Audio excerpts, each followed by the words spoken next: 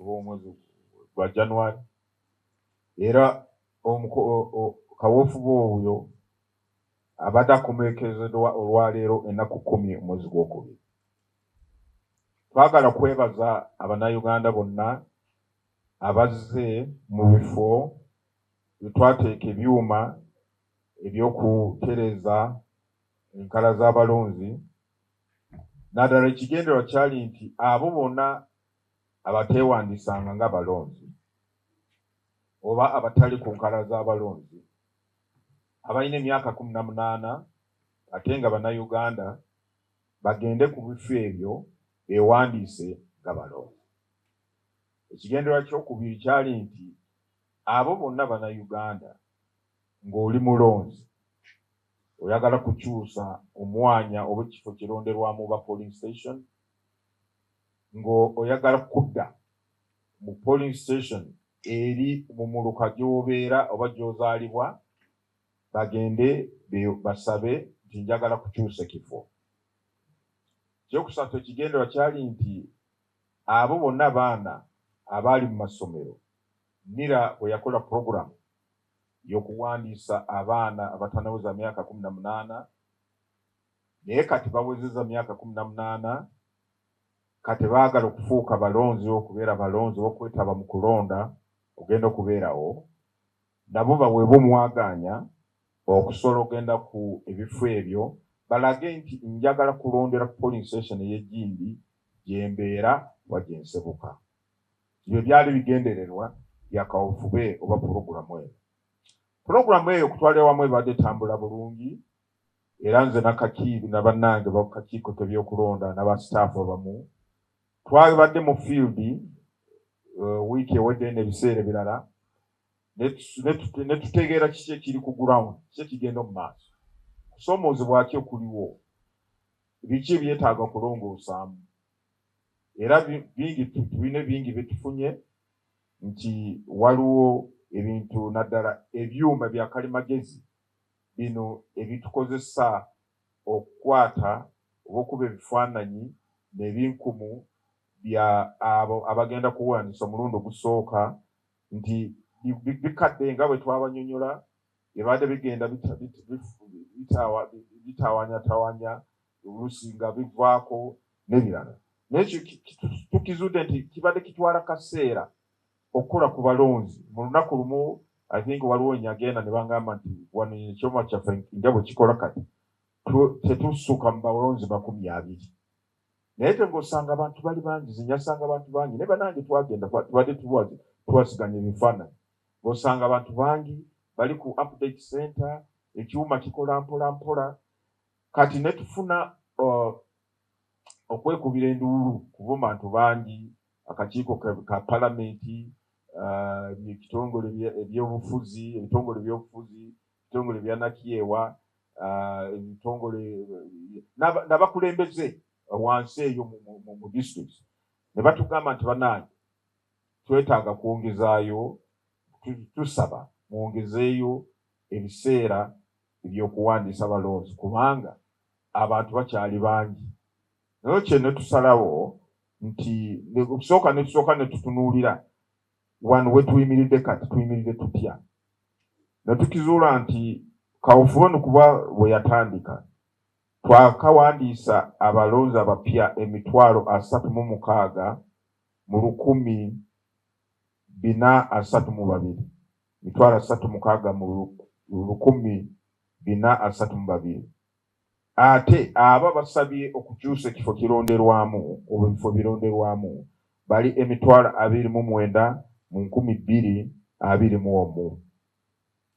Kati we tuwogerera kati omwaka 2021 register y'abalonzi waliko abalonzi obukadde 18 n'emitwalo 10 mu 13,603, 18 mu mitwalo 10 mu 13,603. Naye otwogerera kati kubanga omanyi kuva omwaka 2021 NIRA ye badegenda mu maaso kuwandiika Bannayuganda nga bwe balina okukola. Ate Abannayuganda abo nga balaga nti twagala kulondera mu kifo kino. Kati ffe ne tugenda mu data ya NIRA ne tutegeera nti waliwo Abannayuganda bwe bati baweza myaka 18 balaga nti baagala kulondera bifo bino ne tubajjayo amanya gaabwe ne tugajjayo ne tugateeka ku register yaffe. Kati otwogerera kati tulina balonzi ku register bali obukadde 19 emitwalo 9 mu 2 mu 15,574 obukadde 19 emitwalo 9 mu 2 mu 15,574. Nolwekyo okusinziira kwemulugunya kw'abantu naffe bye tulabye nga tuli mu field ne tulaba nti waliwo obwetaavu kyetaagisa okwongerayo ebiseera by'okwewandiisa. Nolwekyo akakiiko kaasazeewo nti okwewandiisa kuno kwongezebweyo ennaku 7 nga kutandika olunaku lw'enkya ennaku 11 mwezi guno gw'okubiri nga kukomerekezeddwa nga ennaku 17 mwezi guno gw'okubiri. Naye njagala kukakatiriza nti tetujja kuwongerayo kuno ennaku 17 zezisemberayo ddala kubanga tulina ebintu ebirala bye twalambika mu program oba mu roadmap ebitulindiridde.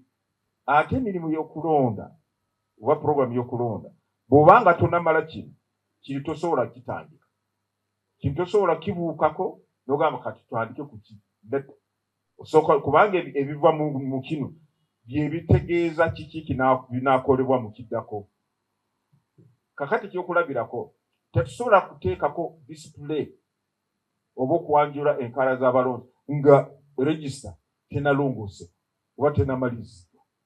Register erina kuggwa, emala kuggwa, then ne tugenda mu ki okuwanjula biki baani bali ku register okutwalira wamu. Nalwekyo tukubiriza Bannayuganda nti mu abo bonna bateewandiisa mu biseera bino okuva ennaku 2 mwezi ogwa January n'okutuuka kati bonaaga tonewandiisa ate ng'oli Munnayuganda olina emyaka 18 tukwegayiridde genda okozesa omukisa gwo.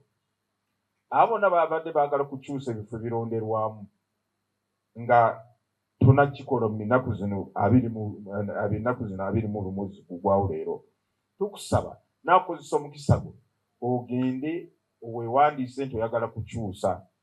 Bwe tunaatuuka ku display ekisooka tetukkiriza kwewandiisa ng'omulonzi. The display period is not for registering voters. Display period is not for accepting transfers.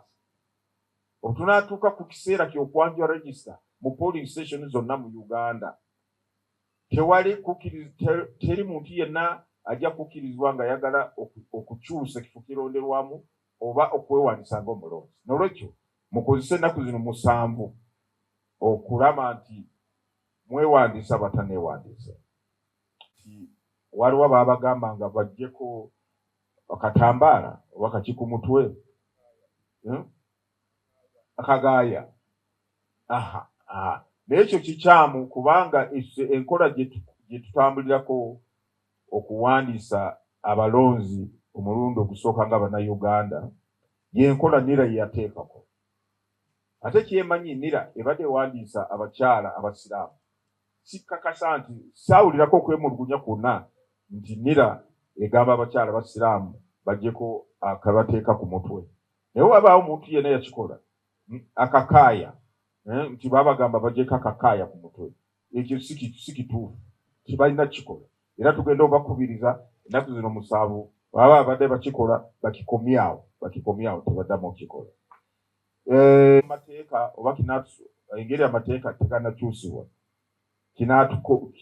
kinaatukosa okuteeka akalulu ak'emirembe n'obwenkanya nedda ssebo.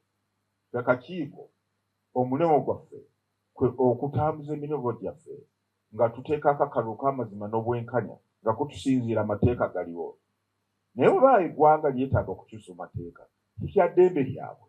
Naye ffe ng'akakiiko tetujja kugamba oba kwekwasa olw'okuba nti etteeka wano terirongosebwa n'olwekyo kitugaana okuteeka akalulu ak'amazima n'obwenkanya nga constitution bw'etulagira. Nedda, tujja kukozesa amateeka galiwo. Wanaaba endongoosereza yonna tulina kusooka tutegeere kinaatukosa tutya tusobola endongooserezo giteekwa mu nkola mu budde buno buliwo oba nedda.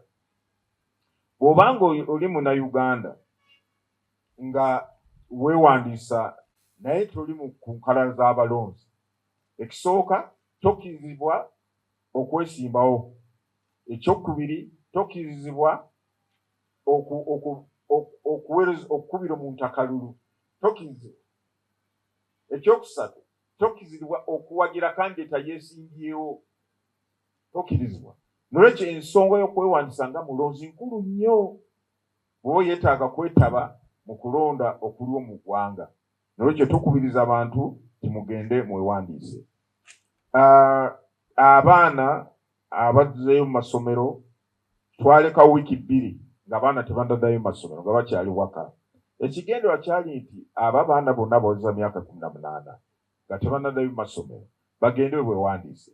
Naye banga we bali nti waliwo abaddayo nga tebewandiisanga, ate na bino ebiseera by'okwongezayo kwewandiisa tebajja bikozesa kubanga bali mu masomero. Tujja gamba baofiisa baffe abali mu field babuuze ba headmaster oba head teachers mu masomero, tumwinayo abaana bameka abawezeza myaka 18 abateewandiisanga nga balonzi abandyetaaze okubeera balonzi. Tusobole okuteekako program y'okutuuka mu masomero ago tulabe nga abaana nabo towandiisa. Ndowooza ebibuuzo bassebo n'abanyabo bizeemu mu Luganda nga olw'entegeerako olutonotono. Mwebale nnyo. We have so many things which rely on technology. For example, cars and so on. At times they fail, but have we ever refused to use cars and we still buying more cars and relying on them, even when they malfunction? Now, I think the issue is not failing technology.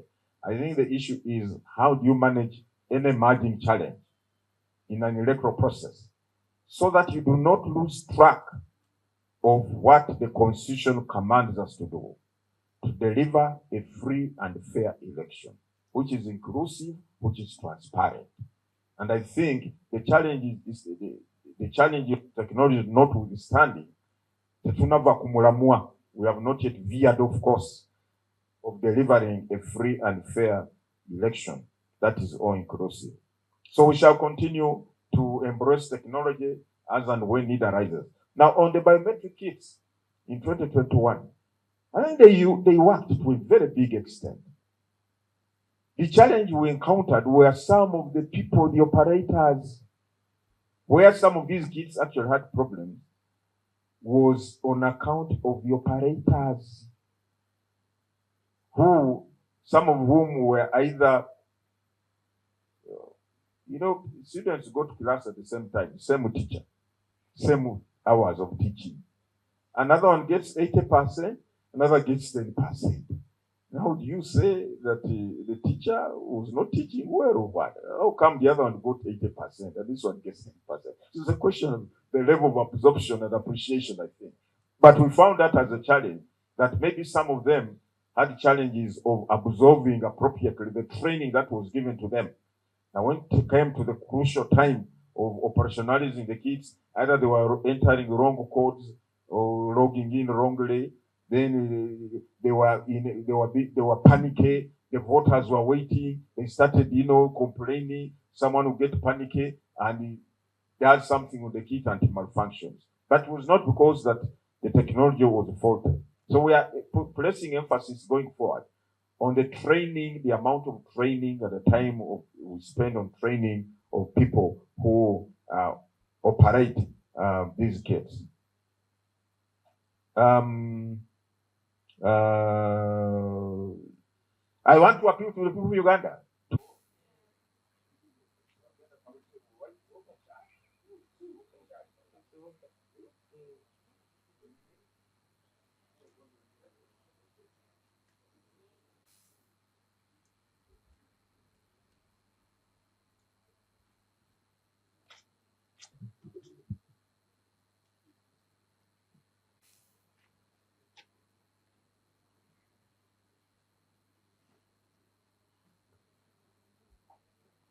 Press conference and the purpose of the press conference. If there are other issues, you raise them.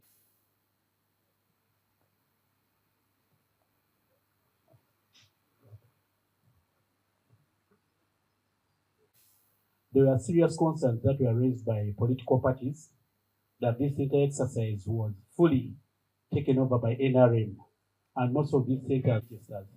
We'd love to know from the EC chairperson, did you have consultation initially having this exercise conducted? What was your initial agreement with political parties under your law? Is it stipulated anywhere that the ruling government is supposed to? You are remaining with 1 year to hold the elections. Any amendments, if made? Thank you. Franklin Draco. I work with the Monitor Publications. 2 questions. One, I would need a clarification. We are aware that there should be budget implications over this extension. How much have you so far used in the previous exercise, and how much are you intending to inject in this extension? Thank you.